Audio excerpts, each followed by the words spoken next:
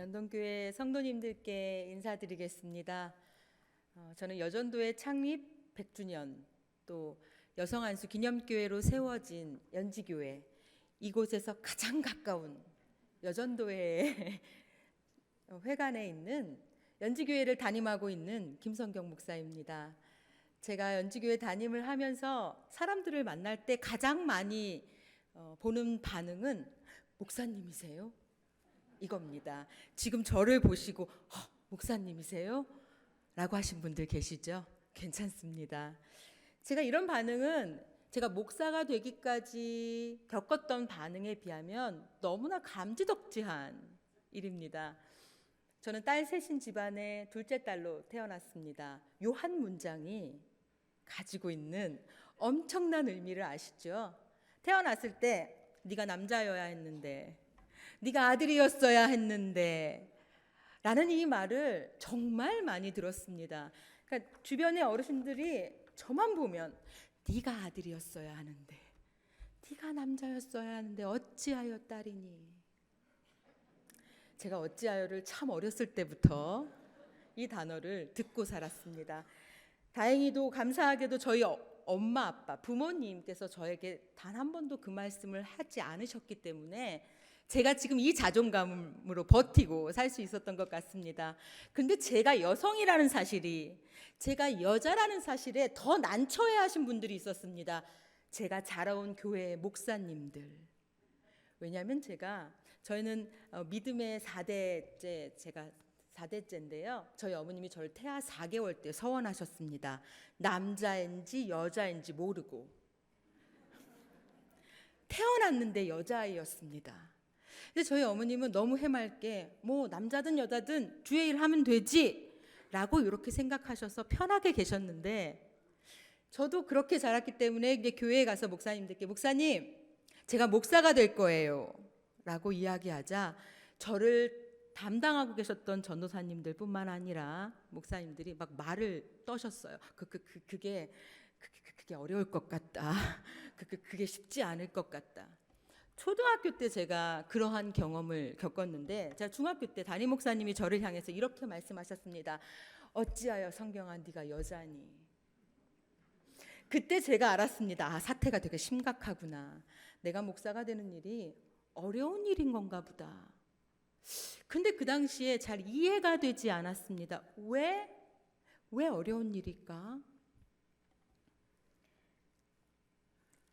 그래서 제가 이 사태가 심각하다는 사실을 알고 중고등학교 때 저의 기도 제목 첫 번째 순서는 여성 안수였습니다. 제가 고등학교 3학년 때 여성 안수가 통과가 됐습니다. 그때 저는 제가 기도해서 통과된 줄 알았어요. 그러고서 연지교회 와서 알았어요. 62년 동안 기도하셨더라고요. 62년 동안 여성 안수 통과를 위해서 기도한 여성들이 있었다는 사실을 알고 깜짝 놀랐지만, 그 당시에 저는 제가 기도해서 여성 안수가 통과됐다고 믿고 기쁨으로 신학교를 갔습니다. 신학교를 갔는데 제가 예상했던 그 기적들, 막 너무 기쁨들, 감격들로 갔는데 제가 현장에서 만난 반응들은 이랬습니다. 아쉽지만 저희는 남자만 뽑습니다. 아쉽지만 여성이라 적합하지 않습니다.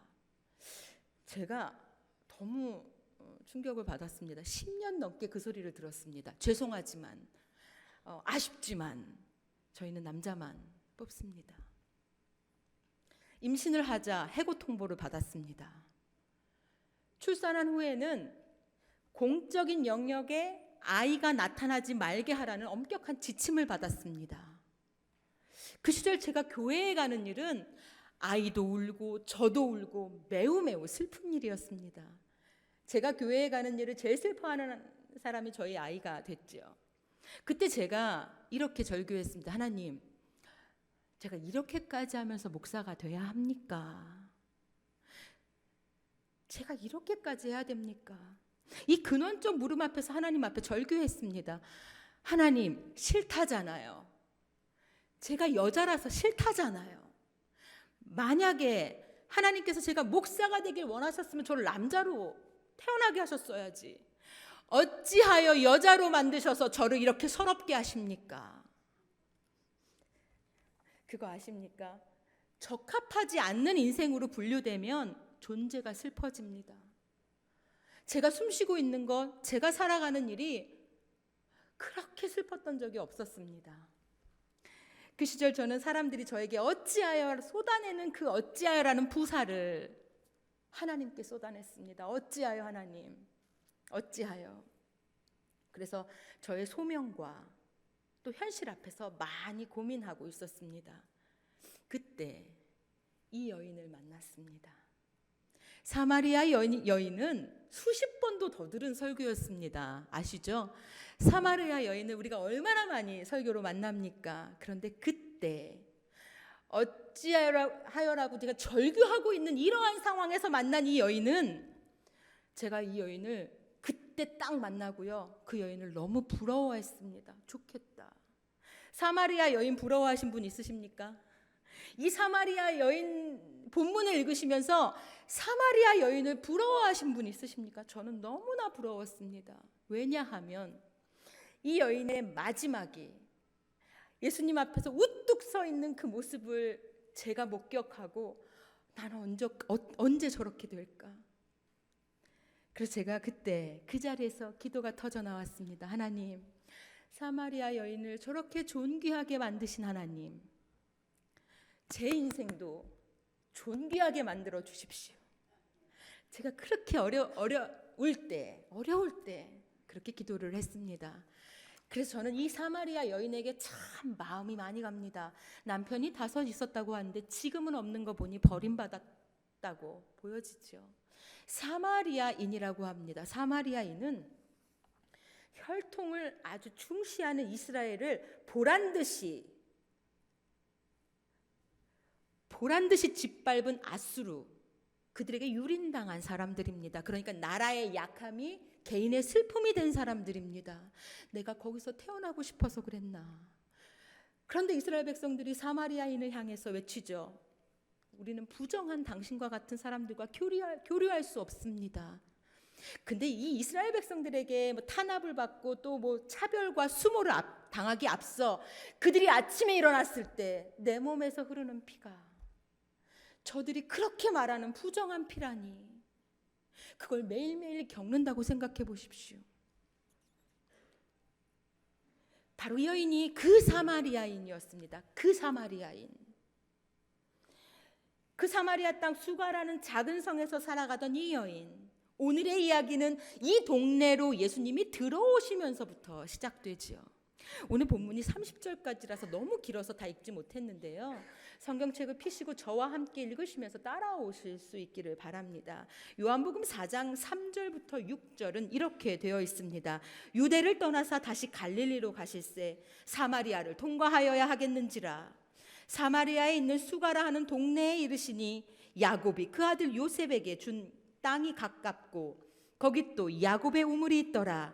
예수께서 길 가시다가 피곤하여 우물 곁에 그대로 앉으시니 때가 6시쯤 되었더라. 부정한 땅 밟지 말라고 절대 안 된다고 제자들이 만류하지요. 그러나 내가 사마리아를 통과해서 가겠다라고 예수님이 강행하시면서 사마리아 그 동네 안으로 들어오시죠. 때는 여기 6시라고 나오죠. 이것은 우리나라 시간으로 정오를 말합니다. 정오가 돼서 피곤하셔서 우물가에 예수님이 앉으셨다라는 말입니다. 이때 예상하지 못한 일이 벌어집니다. 7절 8절이죠. 사마리아 여자 한 사람이 물을 기르러 왔음에 예수께서 물을 좀 달라 하시니 이는 제자들이 먹을 것을 사러 그 동네에 들어갔음이로라. 한 여인이 물을 기르러 온 것입니다. 이것은 보통 여인들이 이 시간에 물을 기르지 않습니다. 해가 진 이후에 좀 더 서늘해진 다음에. 그렇기 때문에 이 시간에 여인이 등장했다, 물을 기르러 등장했다, 이거 굉장히 낯선 광경입니다. 그런데 사실 놀란 사람은 이 여인이었겠죠. 이 여인은 이 뜨거운 시간에 나올 수밖에 없었던 이유를 가진 여인입니다. 그래서 이 시간에는 없겠지 해서 피해서 왔는데 유대인 남자가 떡하니 앉아 있는 거죠. 얼마나 놀랐겠습니까? 이 당황스러운 상황 속에서 물을 좀 달라라고 하시면서 예수님이 대화를 시작하셨습니다. 이 여인은 이 만남으로 인해 지금부터 자신의 인생이 어떻게 바뀔지 전혀 예상하지 못했을 것입니다. 우리도 여기까지 읽었을 때 이 여인의 삶에 어떤 일이 벌어질지 우리가 어떻게 알겠습니까? 그런데 예수님께서 그 여인과 함께 구원의 여정을 시작하셨습니다. 물 좀 달라는 말씀에 여인이 이렇게 대답하지요. 우리 같이 읽겠습니다. 오늘 본문인데요. 9절입니다. 같이 읽습니다. 사마리아 여자가 이르되 당신은 유대인으로서 어찌하여 사마리아 여자인 나에게 물을 달라 하니 이는 유대인이 사마리아인과 상종하지 아니함이로라. 어찌하여 사마리아인 여자인 나에게 물을 달라 하십니까? 이 한 문장만 봐도 이 여인이 어떤 마음으로 이러한 말을 했겠는지 느껴지지 않으십니까? 그 성경은 친절하게 그 여인이 그렇게 이야기할 수밖에 없었던 이유를 덧붙이고 있지요. 이는 유대인이 사마리아인과 상종하지 아니함이로라. 그렇기 때문에 이 여인이 그렇게 얘기했다라는 말이죠. 유대인과 사마리아가 상종하지 않으면서 어떻게 필요할 때만 당신이 필요하다고 지금 우리한테 말을 거십니까? 이 여인이 어찌하여 나에게 이렇게 물을 달라고 하십니까? 라고 이야기하고 있습니다.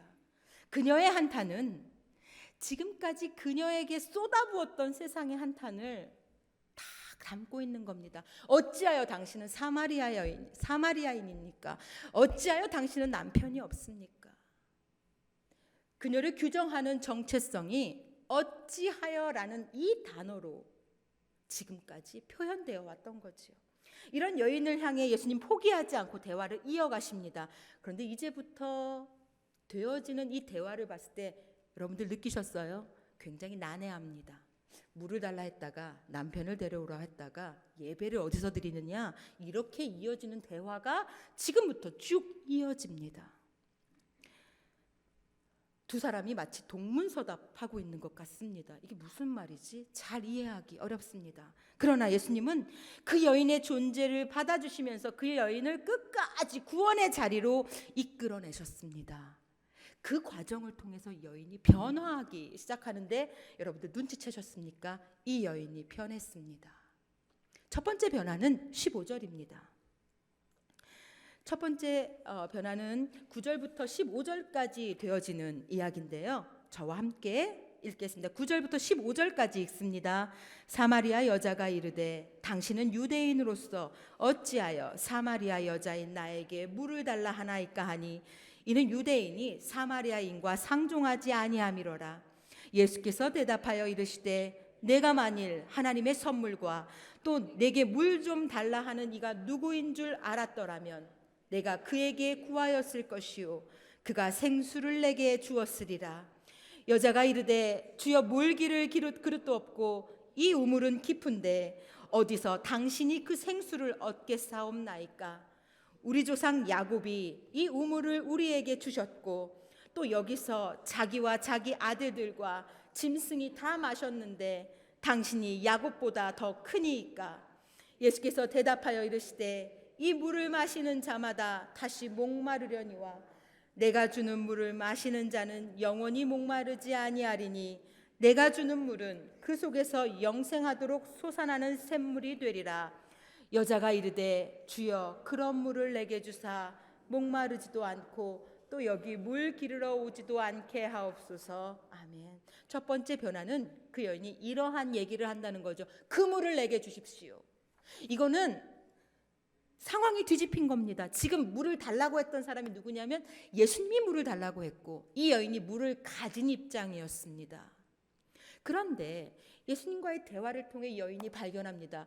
정말 물을 필요로 하는 사람이 나였구나. 정말로 필요한 사람이 나였어요. 내가 물을 가지고 있는 사람이 아니라 물을 필요로 하는 사람이었구나 라는 것을 예수님과의 이 대화 가운데 깨닫게 되는 겁니다. 영원한 그 목마르지 않는 그것, 내가 구해야 되는 것이 바로 그거였구나. 이것을 몰라서 남편에 의지했다가 이것저것에 의지하는 그러한 삶을 살았는데 내가 구해야 될 것이 바로 이 물이었구나. 물을 필요로 하는 사람이라는 것을 알게 되었습니다. 두 번째 변화는 19절인데요. 16절부터 19절까지 읽습니다. 이르시되 가서 내 남편을 불러오라. 여자가 대답하여 이르되 나는 남편이 없나이다. 예수께서 이르시되 내가 남편이 없다 하는 말이 옳도다. 너에게 남편 5이 있었고 지금 있는 자도 내 남편이 아니니 내 말이 참되도다. 여자가 이르되 주여 내가 보니 선지자로소이다. 이 두 번째 변화는 예수님을 유대인 남자에서 선지자로 인식한다는 거죠. 예수님에 대해서 이제 선지자로 인식하는데 여인에게 남편을 데려오라고 합니다. 그러자 저는 남편이 없습니다. 맞다. 너가 남편 5이 있었는데 지금 있는 그 사람도 너의 남편이 아니니 네 말이 맞다. 이 얘기를 듣는 순간 이 여인은 이분이 나의 모든 것을 알고 계시는 분이시구나. 내가 보니 선지자다. 이것을 깨달은 순간 이 여인은 지금까지 자기 가슴 속에 묵었던 중요한 고민을 예수님 앞에 털어놓죠. 숙제 같은 문제, 사마리아인이라면 누구나 다 고민하고 있는 이 문제. 20절, 우리 조상들은 이 산에서 예배하였는데 당신들의 말은 예배할 곳이 예루살렘에 있다고 합니다.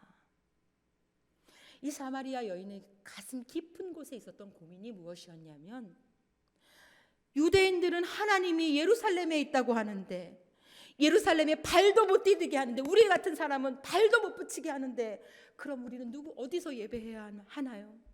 우리 조상들은 이 다른 산에서 예배하라고 하는데 과연 그곳에서 드리는 나의 예배를 하나님이 받으시는 겁니까? 나라는 사람은 하나님을 만날 수 있는 사람입니까? 나 같은 사마리아인은 과연 하나님을 만날 수 있습니까? 이것이 이 여인 가슴 깊은 곳에 있었던 고민이었죠. 그때 예수님께서 말씀하셨죠. 하나님께 예배하는 자는 영과 진리로 예배할지니라. 하나님은 민족에 제한받는 분이 아니시라, 장소에 제한받는 분이 아니시라, 영과 진리로 예배하는 자들을 만나주시는 분이시다. 이것을 그 여인에게 알게 하셨습니다. 예수님은 이렇게 하나님을 만나는 길을 알려주시면서 메시아로서의 사명을 그 여인에게 감당하고 계셨습니다. 세 번째 29절이죠. 이는 그리스도가 아니냐. 25절부터 우리 아까 읽었던 25절부터 30절까지의 말씀을 같이 읽습니다. 여자가 이르되 메시아 곧 그리스도라 하는 이가 오실 줄을 내가 아노니 그가 오시면 모든 것을 우리에게 알려주시리이다. 예수께서 이르시되 내가 말하는 내가 그라 하시니라. 이때 제자들이 돌아와서 예수께서 여자와 말씀하시는 것을 이상히 여겼으나 무엇을 구하시나이까 어찌하여 그와 말씀하시나이까 묻는 자가 없더라. 여자가 물동이를 버려두고 동네로 들어가서 사람들에게 이르되 내가 행한 모든 일을 내게 말한 사람을 와서 보라. 이는 그리스도가 아니냐 하니 그들이 동네에서 나와 예수께로 오더라. 이제 이 여인이 선지자에서 그리스도까지 메시아이심까지 알게 되는 변화에 이릅니다.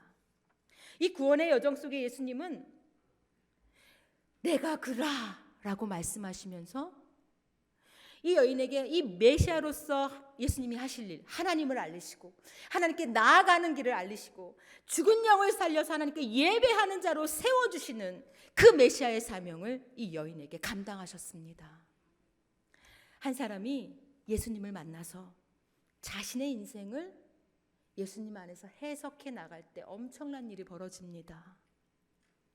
이제 이 여인은 어찌하여의 꼬리표를 떼고 동네로 들어갑니다. 동네로 못 들어갔던 여인이죠. 30절은 이렇게 말하죠. 그들이 동네에서 나와 예수께로 오더라. 이 여인으로 인해 이 동네는 메시아를 맞이하는 거룩한 터전이 됩니다. 남편에게 버림받은 여인, 민족의 아픔이 자신의 슬픔이 된 여인, 사람들에 의해 또 그녀 스스로 어찌하여라는 그 부사로 자신의 인생을 표현할 수밖에 없는 이 여인이 예수님 안에서 존귀한 자로 서 있는 모습이 보이십니까? 그런데 이 지점에서 우리가 잠시 잊고 있었던 어찌하여가 다시 등장하죠. 27절입니다. 이때 제자들이 돌아와서 예수께서 여자와 말씀하시는 것을 이상히 여겼으나 무엇을 구하시나이까? 어찌하여 그와 말씀하시나이까? 묻는 자가 없더라. 먹을 것을 구하러 갔던 제자들이 돌아왔습니다. 돌아왔는데 그들 눈에 보인 건 예수님이 한 여인과 길가에서 이야기하는 장면이죠. 그 제자들이 그 모습을 딱 보는 순간 어찌하여, 어떻게, 그들 생각으로는 상상할 수 없는 일이었죠. 어찌하여 예수님 그러실 수가 있습니까? 그와 말씀하시나이까? 라는 말이 지금 입 밖에 가득한데 그 누구도 그 얘기를 하지 못했다라고 성경은 이야기하죠. 예수님이 한 인생에 구원의 여정을 시작하시고 또 인도하시는 일을 바라볼 때 우리는 어찌하여 라는 말을 우리의 입에서 거두게 됩니다. 제자들이 예수님이 오신 이유를 충분히 알았다면 어찌하여라는 말을 감히 할 수 없습니다. 오히려 이러한 여인에게 더욱더 주님이 필요하다라고 생각했어야 하는 제자들 아닙니까? 예수께서 오신 이유를 우리가 제대로 바라보지 못할 때 우리가 신앙의 영역에서도 우리 생각대로 살아갑니다. 그래서 이러한 사람들을 만나는 사람들은 세상이 봐도 그리스도인이 있는데도 슬퍼집니다. 여전도의 역사는 놀랍게도 이런 예수님의 오신 목적을 이루고자 어찌하여 속에 있던 사람들을 해방시킨 역사로 점철되어 있습니다. 마포 3년 선교사가 평양에서 선교하실 때 한 전도지를 한 소년에게 줍니다. 16살짜리 소년에게 주는데요. 그 아이가 이 전도지를 자기 엄마한테 줍니다. 이 어머니께서 바로 최초의 여전도회를 조직한 그리고 25년 동안 회장직을 맡게 된 이신행 여사이죠. 여전도의 역사적 첫 모임이 1898년 2월 20일 널다리골에서 열렸을 때 그들의 마음속에는 이 한국의 이 조선의 여성들이 이 낮은 자존감으로 어찌하여 속에 묶여있는 그들을 안타깝게 보고 그들에게 복음이 필요하다라고 분연히 떨쳐 일어났습니다.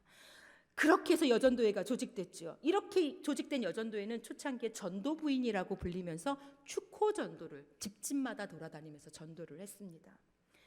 여기서 나아가서 외지 선교까지 나아가는데 1908년 평양 여전도회는 제주도에 이선광 여전도사를 파송하였고 1913년 선천 여전도회는 만주 봉천 등에 거주하고 있는 한국인들을 위해 선교사를 파송하고 1914년 남만주, 1920년 북만주로 선교사, 목사를 파송하며 선교합니다. 그러다가 1928년 9월 9일에 대구 신정교회에서 11개의 연합회 대표자들이 모여서 지금의 여전도회 전국연합회가 창설이 됩니다. 근데 놀랍게도요, 창설이 되자마자 가장 먼저 한 일, 중국으로 선교사를 파송하는 일이었습니다.